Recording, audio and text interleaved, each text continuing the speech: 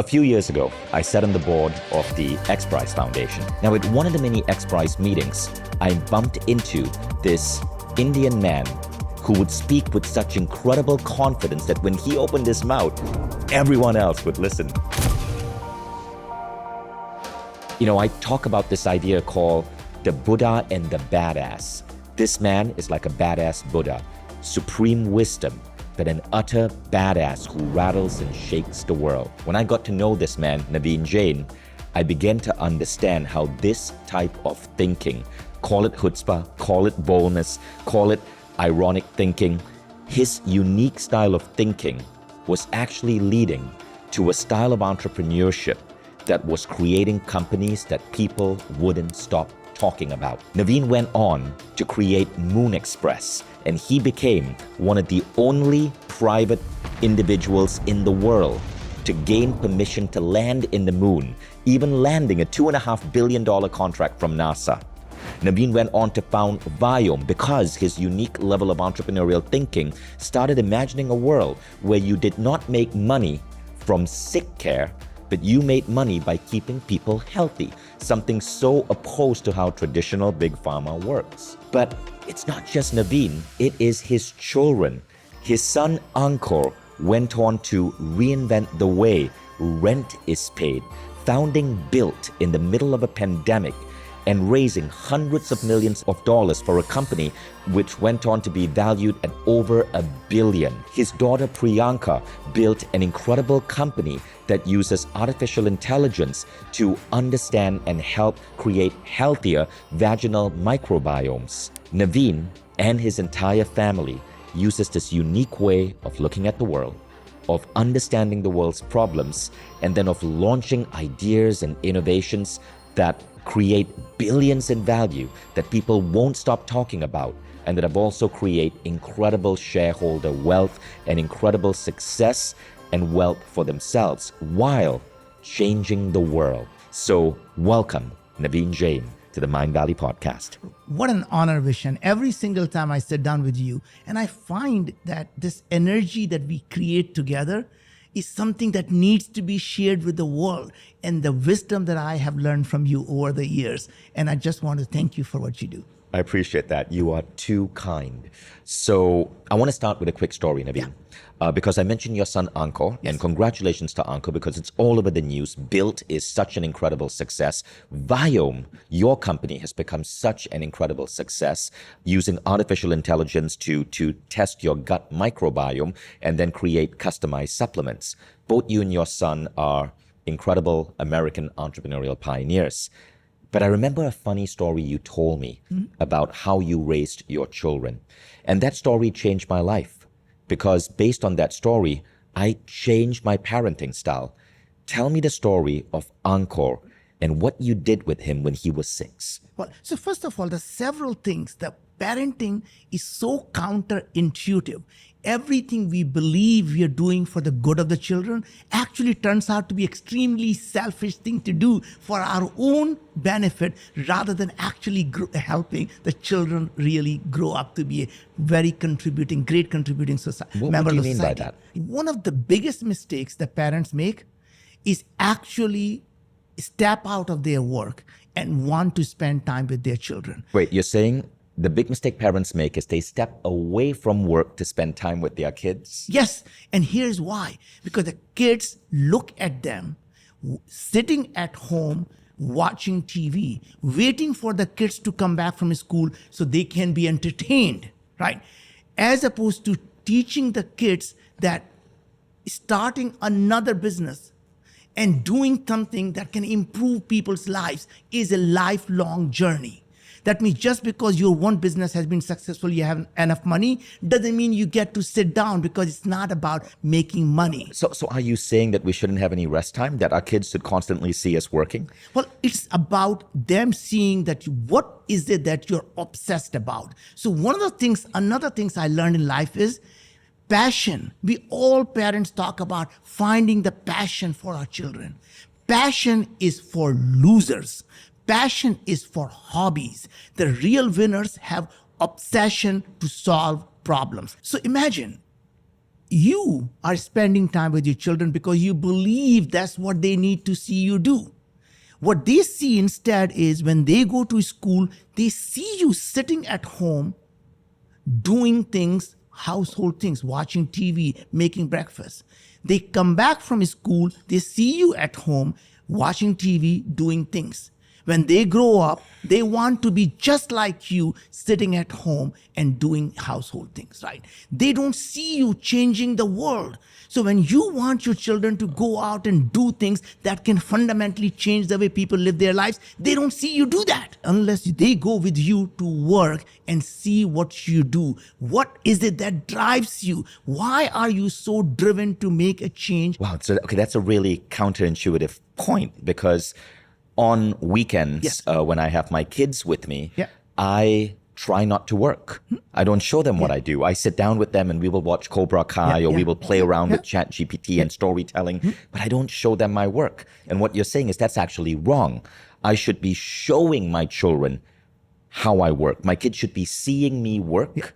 Doesn't that make them feel like they're not as important? Well, actually, other way around. They start to see that the work they do is important. And the work that my dad does is so important. And every minute he spends with me is the most important thing he has in the world. So even if you spend half an hour with them, they know that's the most important thing my dad has, that half an hour of his time that he's giving me. So what I did was I took our children, by the time they turned 6 to 10, to start taking them to the office. I took them to every business dinner. I took them to the board meetings. I took them to the analyst meeting. I took them to the meeting that I knew were going to be the toughest meeting so they can see dad getting frustrated and not having an answer to problems. Wow. Okay. So that part I didn't know. So I want to share with the audience a story Naveen told me 10 years ago, possibly, maybe around 2013. And that story shifted the course of my life in some way. I asked you how all your kids were so successful, and you told me about how you would take Ankur when he was 6 years old to networking events. And because, what did you say about the impact of that? Well, first of all was him learning to talk with adults as an adult. There was not things he could not talk about. He was no longer a child. He was actually learning how the world actually works. In fact, I'm going to tell you a story that I've never shared, is he actually started to teach me how to do it better. So he is now 15 or 16. I am at Bill Gates CEO Summit. Every CEO that you want to know is there. And I'm meeting Ratan Tata. And what do? I go to Ratan Tata and say, Mr. Tata, I want you to know that I used to work for you. I'm so happy to meet you. And all he could was, thank you, thank you, thank you. And I walked out. Ankur Stern came, my son, he goes to him and says, Mr. Tata, you are very successful. I have started an entrepreneur club where I have other 16, 17-year-old who would learn to love from your wisdom. Would you have time, 30 minutes, to talk to me and see how you can engage with that? Mr. Tata said, of course I would. Would you come back at 9:30 and let's figure out how we can do that? Now, I'm like surprised that I would have loved to spend that half an hour with Mr. Tata. And here he was 16 And he years was old. 16. Yeah. And you know what he told me? What? He said, Dad, everywhere in the networking, when people go there trying to praise the person who is there, and all the other person can say is, thank you. You didn't give them any chance to actually ask them that you need their help. I went and said, I'm not asking for help for myself. I am asking a help for someone else and the other children who could benefit from his presence. Wow, that's a really, really, really important tip. So 10 years ago, you described situations like this. You told me about taking Ankur when he was 6 to these incredible meetings. And let's keep in mind, Ankur went on to do so many amazing things. He started the Kairos Society, which unites the top students from universities around the world. He went on to start Built and many other companies in between. Now, because of Naveen's that vision that Naveen put in my head, I started Mind Valley University, which is basically one of the world's only conferences where adults go with their kids. And I started this because I wanted to expose my kids to brilliant adults. And today, Mind Valley University is one of those events. I started it in 2017, where incredible entrepreneurial parents come and they bring their children with them. And we all help elevate each other's kids as well as each other. But that idea was sparked because of the conversation we had. Because I went and I tried to search for events that would allow children. There were so few of them. And so I created one. But thank you for sparking that idea. Well, first of all, Vishen, I mean, you have done some amazing things, and this is just one of the examples, right?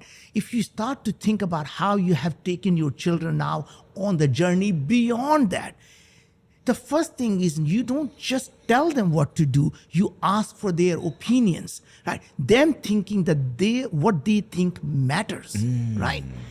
Right. So, right. Other thing that you have to do is separate that your love for them. So what we did is when they were young, we would do a couple of things which I think are another counterintuitive. Most parents read a story to their children, right? Now, reading a story to the children is great, but you're not helping them actually develop. So I created something totally different.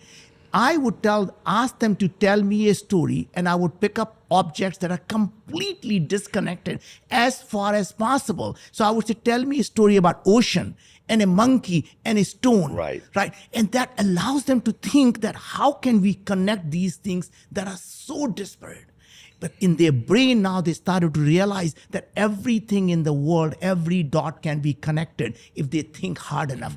Then their job was to say, Dad, now you tell me a story about these three things in their mind that cannot be connected. And then I would connect them together. And that's how we started to learn that everything in the world is possible, can be connected if you actually think differently than everyone else is thinking. I love that. And based on what I learned from you, I started bringing my kids to conferences. So I'm sure you guys noticed this weird golden tattoo on my bicep. We are here at A-Fest, recording in Cartagena. Last night, we had this incredible party for all the Mind Valley members. And I was at the party with my daughter until like 12:30 a.m. And there was a little like Mind Valley tattoo booth. These are the Mind Valley wings. And my daughter slapped this on me. And obviously, I'm not going to say no when my 9-year-old daughter wants to tattoo me. Totally forgot I had a podcast today. But I'm going to keep this on, and you guys now know the story behind this. But again, the fact that I bring my kids to these conferences, and I was just attending a talk with my kids, and my 9-year-old was, as best as she could, trying to understand what the speaker was saying. It was so cute. But I learned that from you. So thank you. Now, let's talk about entrepreneurship in general. One of the things that's really amazing about you is you get really high valuations for your company. You get people paying attention to you when you speak. And it has to do with your way of speaking about change and speaking about what you want to do. Tell us about that. Well, life is all about storytelling. And most entrepreneurs always want to explain what is it that they do, and they think the investors want to know about what they do and how that business works. What really the entrepreneurs need to really rethink is that investors want to know what is their moonshot. What would the world look like when they are successful? So I always start in saying, imagine a world where this is happening. So I start in saying, when I am successful, and there is no doubt I will be, God forbid if I'm actually successful, this is what the world is going to look like. And I describe that world. And then I say, this is what I'm doing, and here are the steps for me to get there. So I give them the path to get there, but I'm being valued for my moonshot. What if that is possible? And those are the things I always use in storytelling, is imagine. And imagine is the most powerful word. The reason it's so powerful is when you tell someone to say imagine, all of their preconceived ideas go away. I can now fill in your mind with anything I want as long as I can make it visual. That means I have to describe the world in so much detail, so much vivid color that you can start imagining it. Because when your mind starts to imagine it, it starts to believe it is real. Because that's how we are taught. Because we only see things that are real. And now I'm seeing this thing, it must be real. So suddenly the world you created for them is real for them, and they're willing to invest in that world. That's beautiful. I wish I had done that in some of my presentations. So take us through this as an example. When you created Moon Express, right, to land a robot on the moon, what was that statement? We never said it is about landing on the moon. We said going to the moon is simply a symbolic exercise to show what entrepreneurs are, what entrepreneurs can create, what is possible when human mind wants to do something. And it is about saving the humanity from potential extinction, because all 8 billion of us are living on a single spacecraft. And what if our spacecraft got damaged because we get hit by an asteroid? Just like dinosaurs, they were substantially larger species. They all became extinct because an asteroid hit the planet Earth. Now, imagine if that happened to us. We as humanity will get wiped out. Why wouldn't you want to distribute humanity on multiple planets? The moon is a first stepping stone. Then you want to go to Mars and Venus. Then you want to go beyond our solar system into a different galaxy. And then you want to go from different galaxy all the way into possibly in different universe. Right? And go into a multiverse. So you're able to distribute humanity so you can save our species from not becoming an extinct. I love that. So that was the pitch for Moon Express. Now tell us about Viome. Same. Well, first, tell for the audience that doesn't know Viome, give us a really quick idea of what Viome does. So Viome started with a simple belief. What if we can understand what changes in the human body when we start to develop any of the chronic diseases, whether it's a heart disease, obesity, diabetes, depression, anxiety, cancer, aging. Why do we age? And what if we can understand what changes in the human body? Because once we know that, we can potentially find a way to prevent it, stop the progression of it, and potentially reverse it. So Viome does a form of testing through saliva, through stools, and through your Finger prick blood. Your blood, right? And then tell us what it gives you. So basically, you get a kit at home.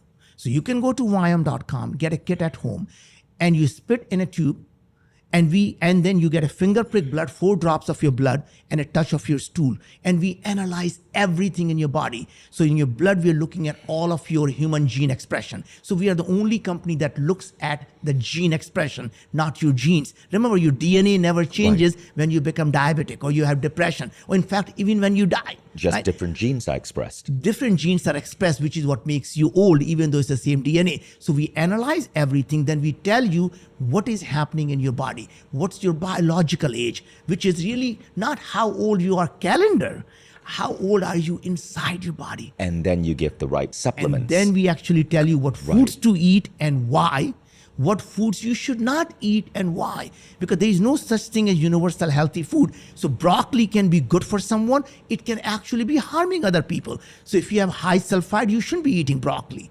Spinach, you shouldn't be eating spinach if you have high oxalate.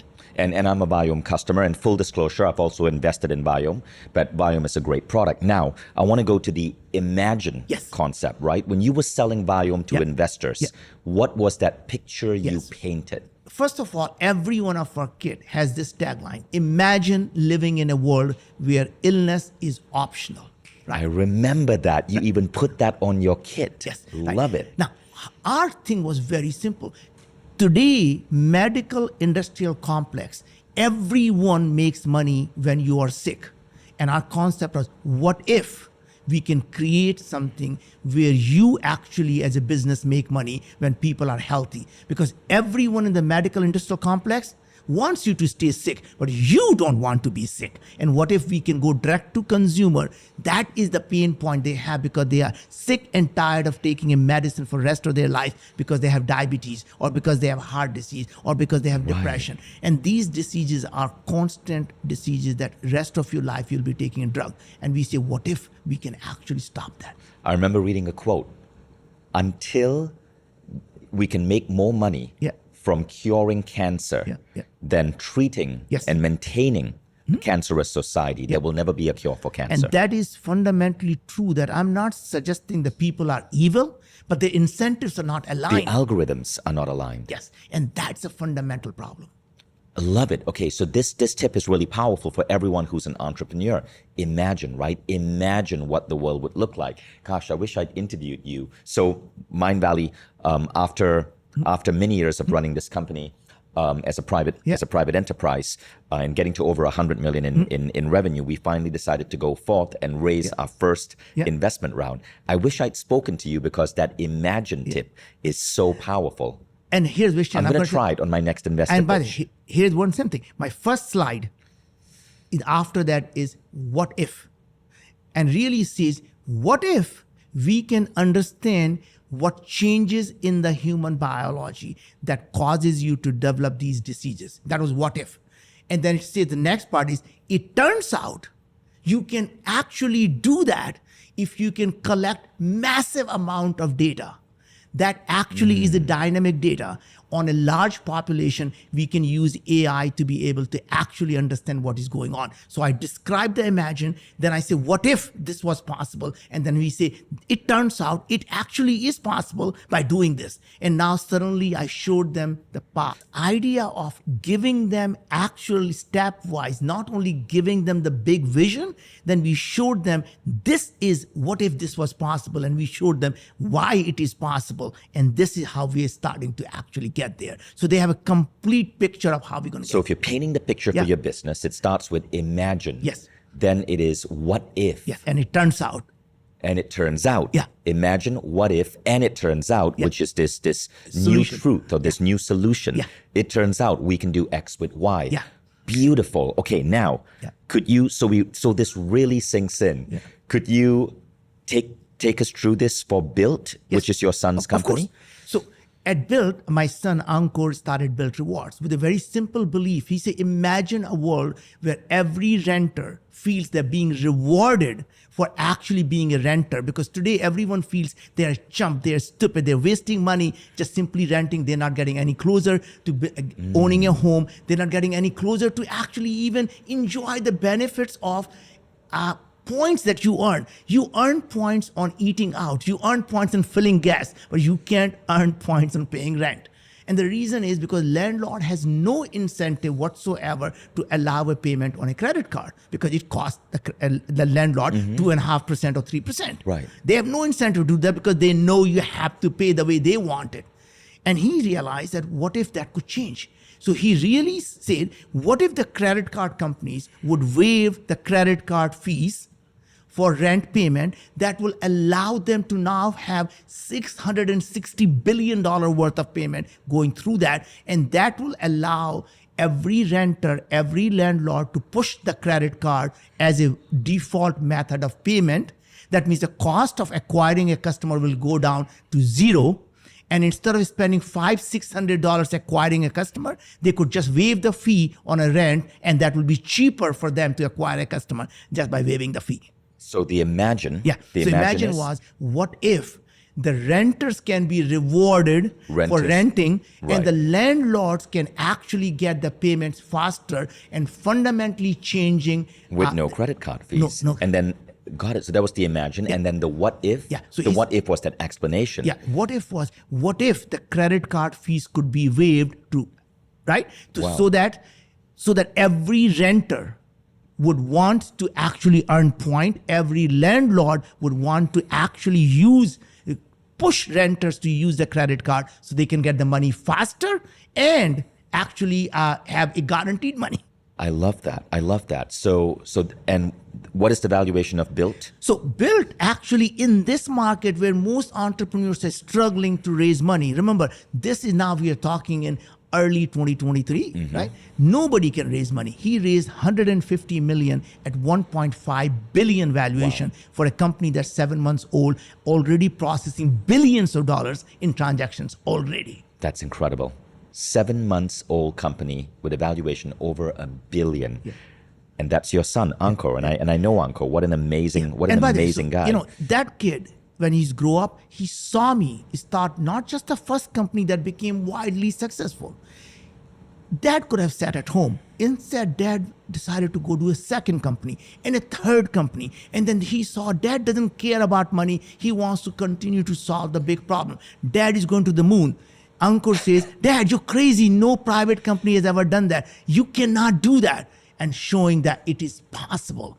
Dad is now 58. Dad wants to start a healthcare company. Dad, it's time for you to retire. No one changes healthcare. Just you're going to get bloodied. It's the time for you to go right into sunset. Well, looks to me you haven't learned the lesson. Just let me show you how it is done. Right? Now, guess what happened? When they see that, their fundamental mindset changes. Everything is possible. And here's the thing that you will learn best about the children. Children think the parents are complete morons. If my dad can do this, I can do it 10x better. So what you're saying is we owe it to our children to do great things. Yes, because that's how they learn. And by the way, he went to Wharton and came out becoming an entrepreneur rather than a finance guy. Our daughter, Priyanka, went to Stanford. And, again, this is another counterintuitive story. When she was 16, she came to me and said, Dad, I know you love science and technology. I have no interest in science and technology. I have found my passion and I'm going to pursue it. Now, most dad will melt away and say, sweetie, whatever is your passion is, I'm going to help you get there. That's not what this dad did. This dad What said, did you do? Dad says, you're too young to have a passion. Dad hasn't done his job yet to expose you to other things that you don't even know what they are. You have no right to tell them you don't like something unless you know what they are. Instead, I told her, sweetie, I want you to go to Singularity University to learn about nanotechnology. I want you to learn about neuroscience. I want you to learn about genetics. I want you to learn about artificial intelligence. And she rolled her eyes and said, Dad, you don't hear a word I'm saying to you. I have no interest in that. And I said, sweetie, all I'm asking you is go with an open mind, wanting to like and wanting to learn. And once you are exposed to it, you come back to me and say, whatever decision you make, I will support you because now I have exposed you to the things that you should be. She went to Singularity University, comes back after 2 weeks and says, Dad, I have now made up my mind. My first words were, oh shit. And I said, sweetie, I've given you my word, so tell me what would you like to do? And she said, Dad, I've decided I'm going to be a neuroscientist or genetist. I say, sweetie, at the risk of you changing your mind, can you tell me what happened? She said, Dad, you're so dumb. I'm in high school. I go to these classes in science. I mix things, change color. I'm learning about these things. I'm thinking, why would I ever use these things in my life? Why do I even care? And suddenly I realized the science and technology are simply the tools for me to do what I wanted to do. I always wanted to help girls and women, and now I know how. And guess what? She went to Stanford, became a Stanford STEM fellow, a Stanford Mayfield fellow. And she did the first company using AI to remove gender bias. And now she started the second company during COVID, just when Ankur was building Built. He started Evvy, which is EVVY, a women's health company with a simple belief. She says, until 93, women weren't even allowed to be in the clinical research. That means every drug the women take today have never been tested on women. Wow. And no wonder they don't work for women. They have more side effects than women because they were never tested on women, because they were considered small men, right? And that is fundamentally a child who wakes up and says, I can change the way things are done. If my dad can do this, I can do it better, right? And that didn't stop. Now we have a third child named Neil. Now, Neil is obviously growing up watching these two amazing siblings. And he's thinking, oh my God, how am I going to top that, right? He went on to say, Dad, I think I'm going to look at the world very differently. And I remember when he was writing an application for Stanford, he has gone to Singularity University learning about neuroscience. He's going out and doing the works in almost every different things. And now came to write the application. He said, Dad, I don't have single thing that I can describe. This is what I'm passionate about. And this is why I should be at Stanford. And I said, you forgot the art of storytelling. I said, when you were young, remember, everything can be connected. And suddenly he comes to me and said, Dad, I know exactly what to do.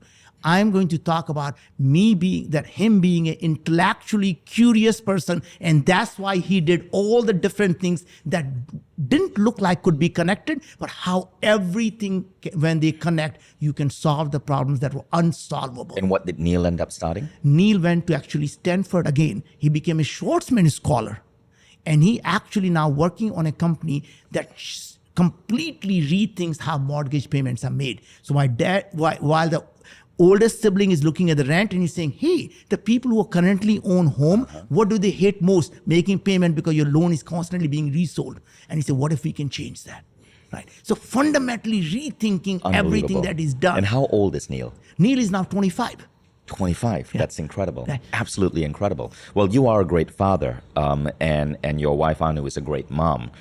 So kudos to you guys. And as I'm hearing these stories about your kids, there's also lots of ideas here for aspiring entrepreneurs and existing entrepreneurs who are watching this.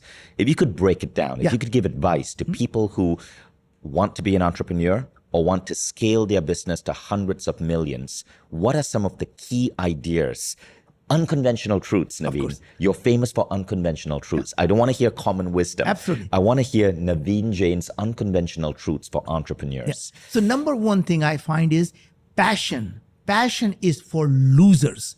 Passion is for hobbies. The real entrepreneurs have obsession. Obsession not for things or people, obsession to solve the problem. How is passion for losers? Well, I mean, don't you need passion to love what you're doing? Yeah. The point is, passion is weak thing, because every time you run into an obstacle, you back off and you find a new passion. Until you have such a true obsession to solve that problem that you go to bed thinking about it and you wake up in the morning thinking about it, right? And there is a couple of ways to find what you're truly obsessed about. Number one is when you wake up in the morning, and if you don't jump out of the bed, even if it takes you 2 minutes lying in the bed, you're not jumping out of the bed, you should quit what you're doing that day and find something that's your true obsession, your true North Star. Because when you find your true purpose in life, you never lie in bed, because you wake up with joy. You wake up that you're doing God's work and you want to pursue that, right? So what you're saying is that passion is for wimps, right? Passion is something we do, but it's often a hobby. Yes. Obsession is then what? Obsession to solve problems is what drives us. It doesn't matter what obstacle we run into. We step back and we Obsession is relentless. it's relentless pursuit of purpose. Because we want to create something that can make a dent in the universe. And more than that, we know to make a dent in the universe, you have to improve people's lives. That means if you can find any problem that helps 1 billion people live a better life, you can create $100 billion company. You don't wake up in the morning and say, what should I do to create $100 billion company? Because making money is a byproduct of actually doing things that improve other people's lives. So be obsessed. Be obsessed about solution to a problem that you care about. So what is Naveen Jain's second unconventional truth for entrepreneurs? Making money is like having an orgasm. That means when you focus on it, you're never going to get it. The only way to get orgasm is to actually just enjoy the process of doing it, right? And that is how making money works, is that you go out and do things that you truly care about. And it's not about finding the purpose of life, it's finding the purpose in life, finding the meaning in life. That means enjoying the things that you're doing and being totally obsessed about it. I love that. Okay, so making money is like an orgasm. Yes. Right? It is the journey. Yes. And not the ending. That's right. When you focus on it, you never get orgasm. That's just an amazing point. So I noticed that in all of the companies that you and your kids started, there was always this greater social good, right? Whether it's optimizing the way people pay mortgages, giving rewards to people who are paying rent, giving people a healthy gut microbiome. Amazing. I love that. So your entire family is focused on solving grand problems that can impact 1 billion people or more. Well, that's the thing, because you know if you can anyway help 1 billion people live a better life, you can create $100 billion company, because that's a byproduct of it. So the third unconventional idea. The third idea that I really find fascinating is people believe they want to live a stable or smooth life. And what I find is that actually you have to feel you're alive. And the only way you know you're alive is you have a heartbeat that goes up and down and up and down. And when it's flat, you're dead. So anytime you're looking for a smooth life, you're asking to live a life of a dead person. And this ups and down tells you you're alive. So when you are down, all you have to do is hunker down and know the next beat is going to be up. And when you're on top of that beat, never become too arrogant, because always remember the winter is coming and winter shall come. Embracing the ups and downs, embracing the failures when they happen. It's about not really looking for something to go in a straight line up or looking for something to stay smooth life. It's just embracing the failures. So what you're saying is that life will have its ups and downs. Embrace the downs. Embrace the downs, because that is what life is. Life isn't meant to be a constant. Because if it is constant, you're dead.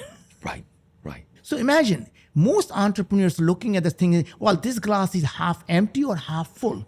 Well, that is not the point. The point is, do we want to fill this glass or not? Is this glass even worth filling? Because what you're saying is that, is my time worth it to be spending a decade of my life trying to pursue something that I may end up regretting? So my goal really is to find out, should I even be spending my time filling this glass rather than focusing on, is this glass half empty or half full? So it's pick the right drink. Pick the right drink. I love that. I love that. So while our obsession is important, we have to choose carefully the glass that we want to spend a decade or so filling. Yes. So let me ask you this question, Naveen. Yeah. What is success to you? Well, success to me is really about how many lives you have actually improved. So most people define success as how much money they make or how much their bank account is. To me, I always told our children, their success will always be defined by how many lives they have improved, not how much money they have in the bank. And their self-worth never comes from how much you own. It comes from what they have actually contributed or created. And if you have not created anything and you still own a lot, you're simply a parasite on society. But what about trust fund kids? Well, that's my point. So trust fund kids are basically a parasite on society because Really? they own a lot, but they have not created anything. And so you are remarkably wealthy and you have kids, and your kids obviously don't have to work for the rest of their lives if they don't want to. What inspires them to put so much work into their projects, NGOs or companies that are solving world problems? Well, first of all, our kids, when they were young, we told them never until they graduate from college, which is 21, I don't want them to be starting any for-profit companies. We only wanted them to do the non-profit. But once they graduate, they don't do any NGOs anymore. Their job is to actually create for-profit companies. Wait, so that's a really interesting point. So your children were not allowed to start anything for profit until they were 21. They had to work and build or create NGOs. Create things that improve people's life without a focus on making money. Because when you start focusing on making money, your mindset changes to short term. So when they were young, I wanted them to learn about what is it they want to do that will move the humanity forward. But once they graduated, our thinking was the reason they need to start for profit is if you want to do a small good in the world, you do non-profit. If you want to do a large good in the world, you do for profit, because profit is the engine that allows you to scale. So when you help 1,000 people and you make profit, you can now help 10,000 people. And if you make profit, you can help 100,000, million people, 100 million people, billion people. But you need that engine that actually constantly But what I like does. about that is that because your kids started NGOs in their early years, like Kairos Society, which is such an incredible idea, they had that drive to improve the world. And because you as a father, your definition of success was not money in the bank, but how many lives do you change? I can see how all of this came together. And better yet, that nonprofit is what allowed Ankur to build the for-profit companies. So remember what was happening. As he was creating Kairos as a nonprofit, he was now building the connections with the top CEOs to come there to actually help and mentor other children. He wasn't asking anything for himself. He was asking for others. So he got to know every CEO. He was on the cover of Inc. magazine, world's most connected 21-year-old, because he was able to go and meet all these people. And suddenly he's meeting the Prime Minister of Greece. He's meeting Richard Branson. He's meeting everyone you want to meet. And guess what? He became the youngest person to join the World Economic Forum. Wow. Because his recommendations came from all these top CEOs. Wow. And he was getting these CEOs to come and talk. Yes. Talk and give education and wisdom to some of the world's top college kids. And completely non-profit, and knowing that he's not asking for himself. People loved the fact he was asking for other help What a for other brilliant, people. brilliant kid. I remember you telling me a story about a shoe in Angkor. Tell us that story. Yeah. So I remember when Ankur was young, every kid wants to be on a team. He thought he could be a basketball player. And he's a tiny kid, slim kid. And he said, Dad, I see these shoes that have springs in them that'll allow me to jump higher, and maybe I will actually be able to shoot the basketball. And I need these shoes that are $200. And I said, Ankur, that's not how life works. I do not believe you need the shoes. Now, if you want those shoes, go figure out how you're going to get them. Right? So I didn't tell them the money is important. Go earn money. Go find out if this is so important to you, how will you get them? He starts a website.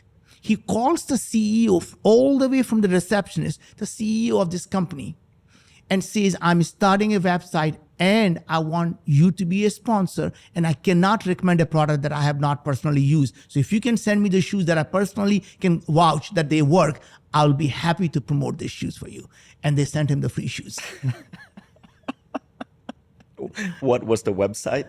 And how old was he? He was now 11 years old. Right? But the point was, it worked. It worked. But this is really how we actually got him to start thinking. He started a website because Dad was doing at that point some of the yellow pages and white pages and stuff for the cell phones, right? One of these days he said, Dad, I want to go in my website. I think you get paid a lot of money for these yellow pages. I want to put that on our website. And how much money do you get paid from these Verizon guys? And I say, it doesn't matter. You need to go figure out how to do the deal for yourself. And he said, I don't think they're going to pay me enough. And I said, go find out. And I remember him calling the Verizon CEO, right? And negotiating a deal. It so happened he was traveling with me that day. And he said, your son is calling. I said, take a call. And they were negotiating a deal for himself. And he said, you should be paying me at least 25 cents. He said, no, you're too small a website. We're going to only pay you 5 cents. And he said, finally settled on 15 cents. The point was, he was like 10 years old. He's 10 years old. But the point was, he didn't care. Right. And that kid today, when we need something, he said, Dad, you need to speak to Verizon CEO. Let me call him right now and connect you. Right? He's super connected. He's super connected. Because Let's talk about that connection. How important are connections and your network in terms of being an entrepreneur? Yeah, so it's really interesting you brought that up, because most people believe the success depends on who you know. Actually, that is not correct. Who you know simply opens the door for you. Then the next part is, do they like you? Even if they like you, they're not going to do business with you. Then the third thing is, do they trust you? Even if they trust you, they're still not going to do business with you. Let me give you an example. You have a nanny. You obviously know her. You obviously like her. You even trust her with your most important asset in your life, which is your children. But you're not going to invest in her business. The last part, that is the most important part, is, do they respect you? Right. The minute they start respecting you for your business, for your intellect, for something that you want to do, now they're willing to invest in you. They're going to do business with you. So for an entrepreneur, when you go to a networking event and you simply exchange the business card or your contact, that is a complete waste of time. Now, you have to build real relationships. And that real relationship is, they have to like you. They have to trust you. They have to trust you, but they have to respect your abilities. Yes. Love that. Naveen, thank you. This has been such an incredible conversation. Well, thank you very much, Vishan. It's always an honor and a pleasure. So you can check out more of Naveen's work. His book is called Moonshots, and it's an incredible book that inspires you to think big. I love that book. And for me, the chapter on education was just so inspirational. Naveen also has an incredible program on Mindvalley called The Power of Boldness. And this program teaches you to think at visionary level. If you are an entrepreneur, you must watch The Power of Boldness. How you pitch your company, how you talk about your product, how you think about your own capabilities in the world are completely going to change just from this program. So go check out The Power of Boldness by Naveen Jain on Mindvalley. And of course, try Viome, Viome.com. I do want to add, I'm an investor, but Viome is an incredible product. I use it, and you get customized supplements and remarkable knowledge of your entire health system so you can make better choices. Thank you, Naveen. Thank you.